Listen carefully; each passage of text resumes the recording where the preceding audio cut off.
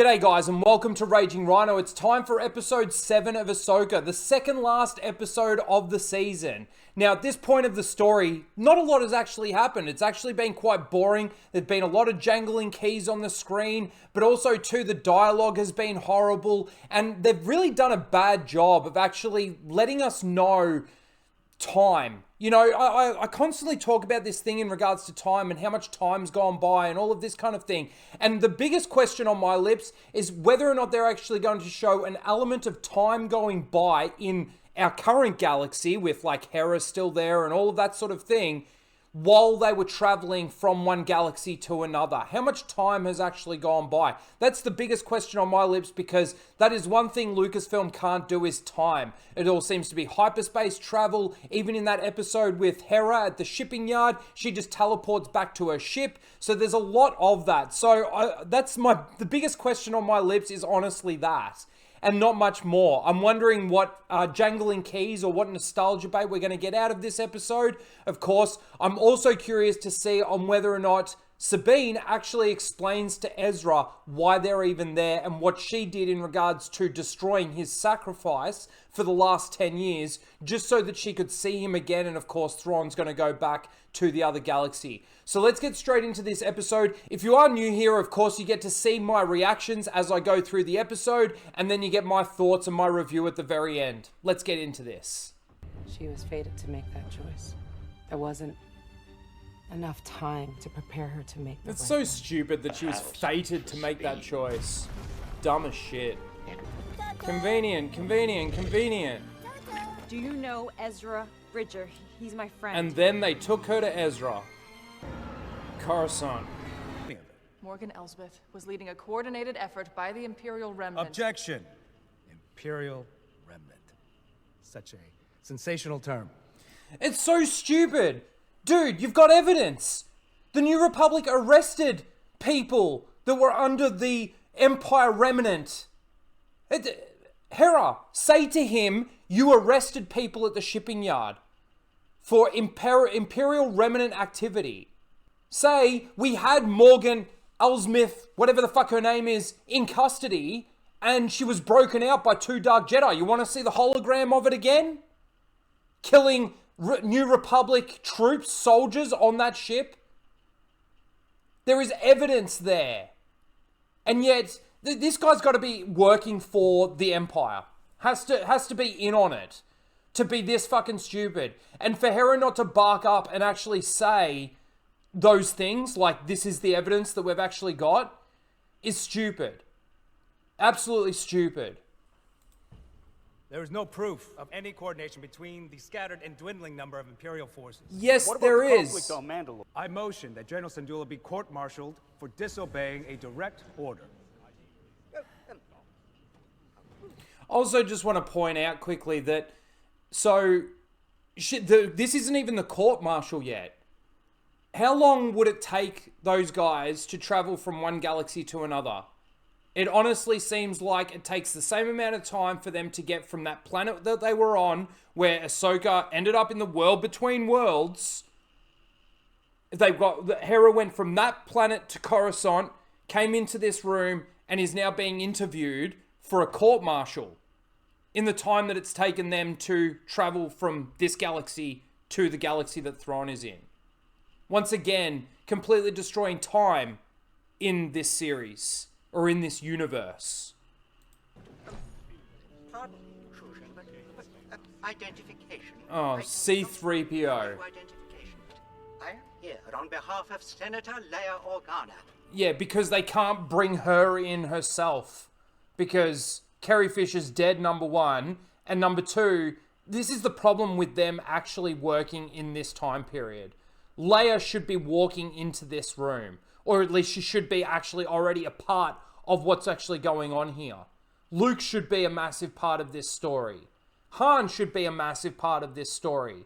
Lando should probably be a massive part of this story. But they're nowhere to be seen. And of course they bring 3PO in to jangle the keys in front of your face.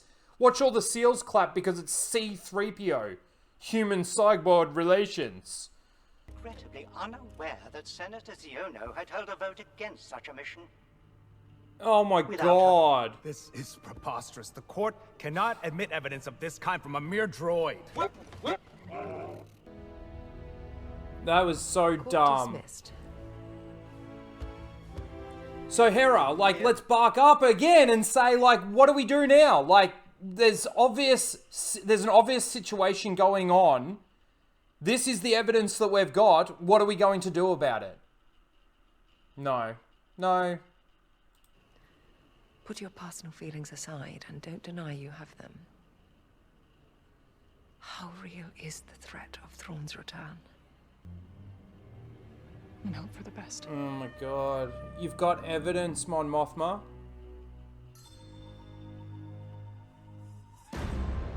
So dumb. She's still traveling through hyperspace, but she's about to arrive. I won't always be there and look out for you. The jangling keys If have we get returned. separated or something happens, you need to be able to make it on your own. Seals would have loved We need it. 20 or more of these records. Once we drop out of hyperspace, we find Sabine.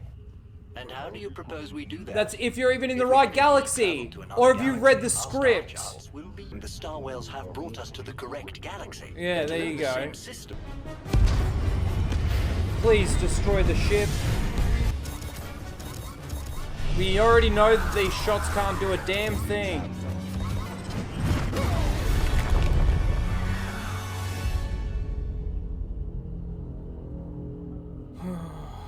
Boring. A master was General Anakin Skywalker. Yes. The one piece of information that he gets and takes from it is that Anakin was her master. That's it. Not even the possibility that maybe Plo Koon was the one that found her, or... No, none of that information is relevant. It's just Anakin Skywalker was her master. Have you told him yet, Sabine? That you're a piece of shit? The Emperor died. That's what people say. There's a new republic. That's what people say. Yeah, because he's actually not dead. In Disney's canon. They're retconning the sequels. You know, I was beginning to think we'd never find you. And the one thing that she hasn't told him is that she is the one that's going to be responsible for Thrawn's return to their galaxy, and the 10 years that he has sacrificed being alone here has all been for nothing in the end. What a bitch. Did you? What? Find me. You never said. It's complicated. You gotta remember too, Sabine actually has no idea that Ahsoka's in the Space Whales or even in the galaxy. And Thrawn told her that, what, she's got 3 days or something like that before they leave, and then they're stuck, stranded there. So it's kind of vitally important that you give Ezra this information so that you can try and come up with a plan to get back to your galaxy. But no, these people have read the script as well, it would seem. Ahsoka took me on as her apprentice. She what? Why? I mean, congratulations. Yes, why? Really?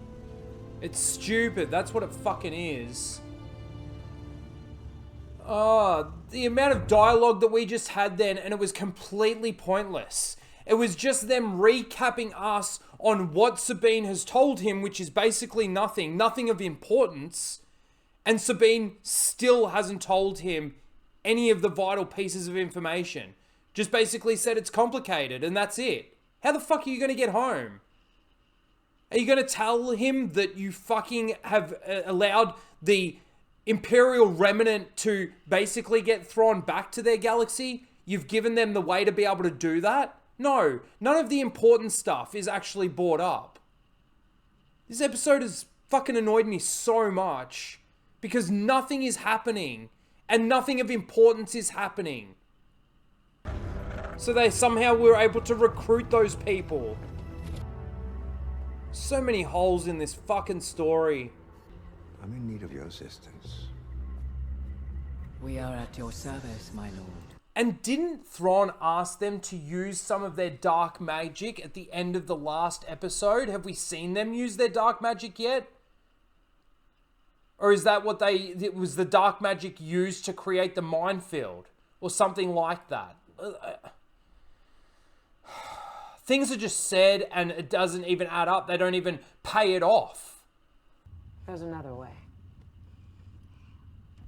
Close your eyes and sense them.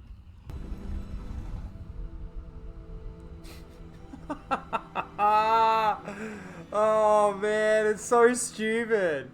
Stoic face. Feeling What kind? Feeling. familiar.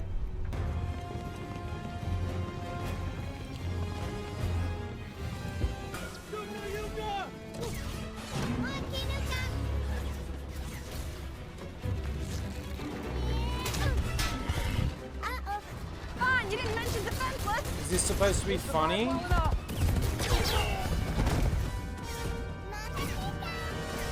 Is it, honestly, is this supposed to be a funny moment or is this supposed to be a serious moment? I don't really know anymore.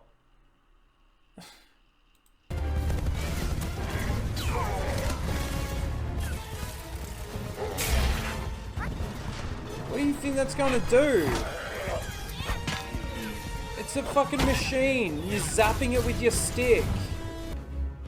Give him the lightsaber, Sabine. You've got your guns. Give him the saber.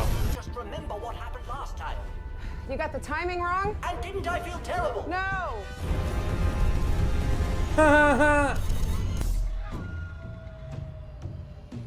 God, it's a good thing you put your poncho on.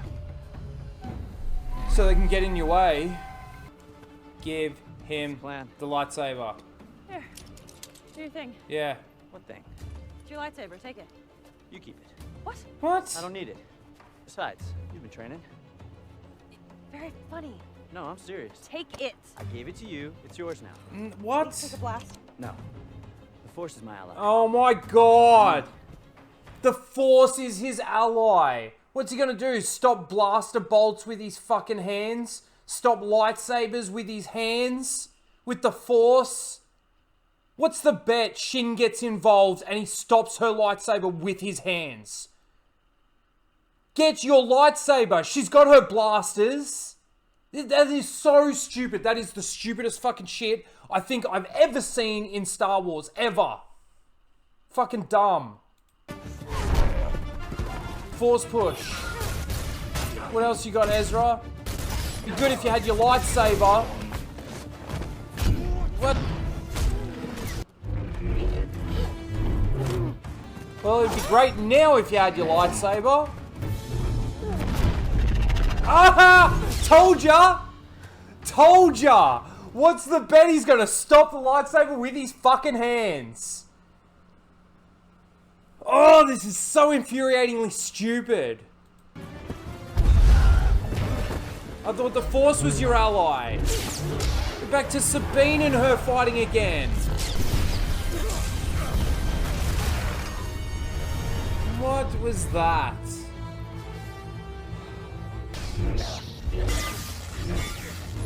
Oh, Beskar. Now give him his lightsaber so he can deflect all the shots.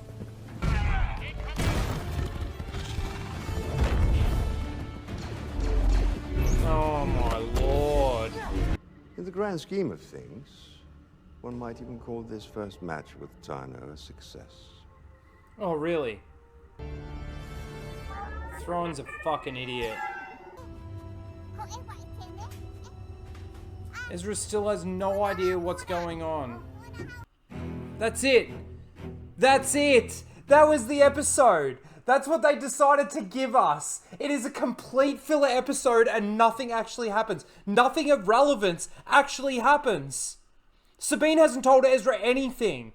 She's literally told him how the war ended and what sort of happened in the meantime, but everything that's important to what their situation is right now, he still, by the end of this episode, has no idea.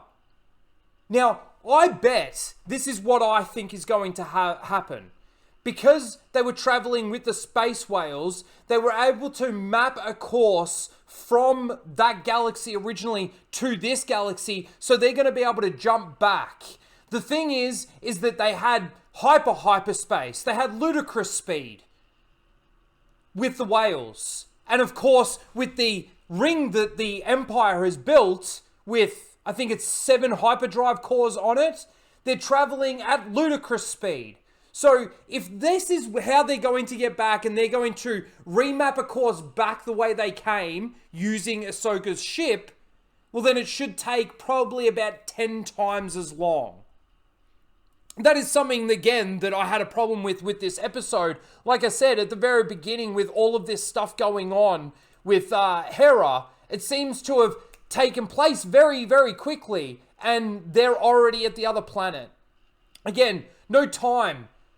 Lack of time travel, or travel time, should I say, has gone by to be able to get us to this point in this part of the story, and them actually have arrived to the planet where Ezra is. Of course, we get the nostalgia bait again, not only with C-3PO, of course, over here, but we get the nostalgia bait of Anakin, one of the recordings. Now, this is a line that's taken from, I can't remember whether or not it's the Clone Wars or what it's from.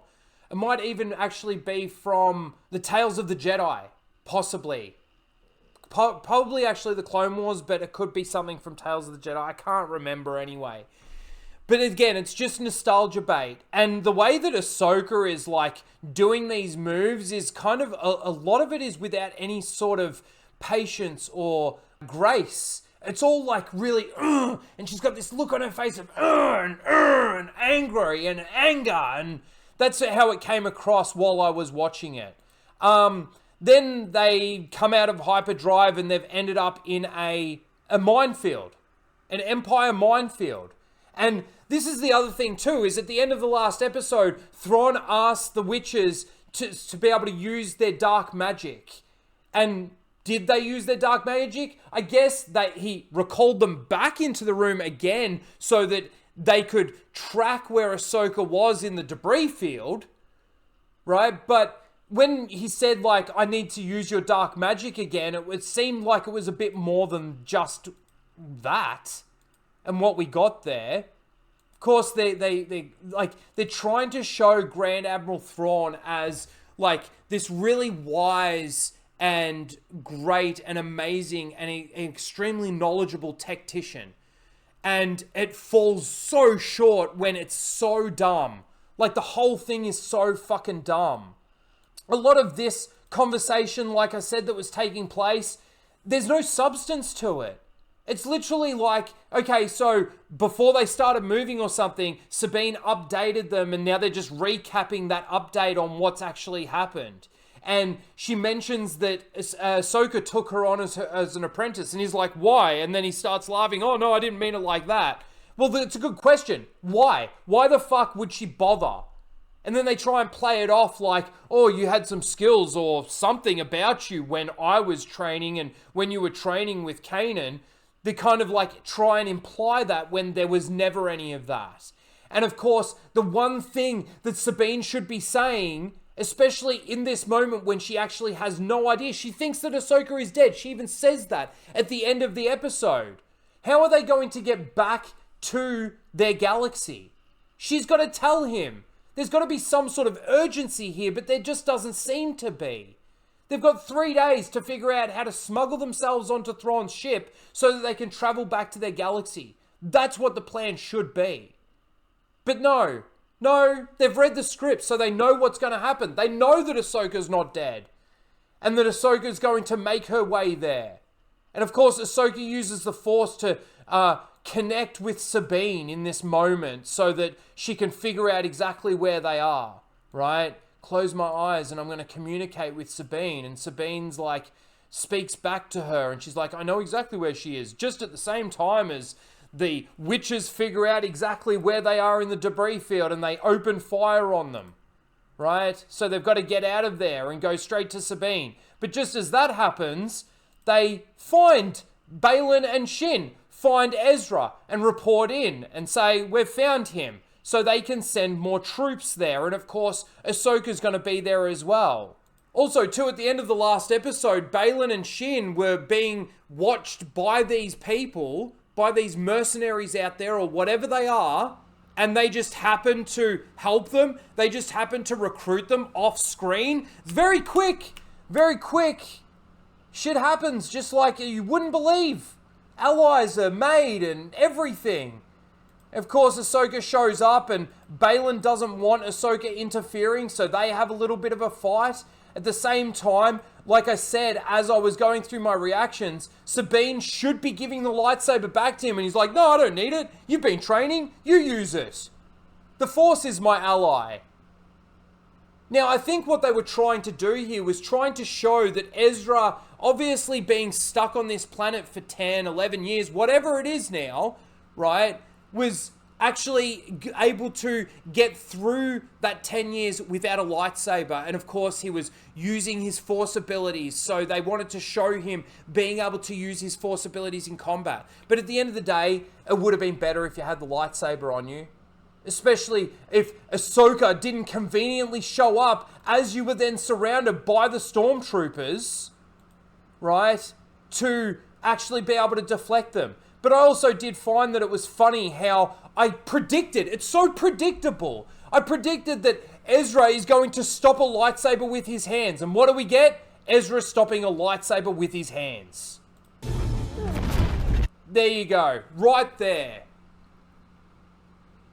The dumbest fucking move, the dumbest fucking anything in all of Star Wars, and they decide to do it. So ridiculous. So dumb.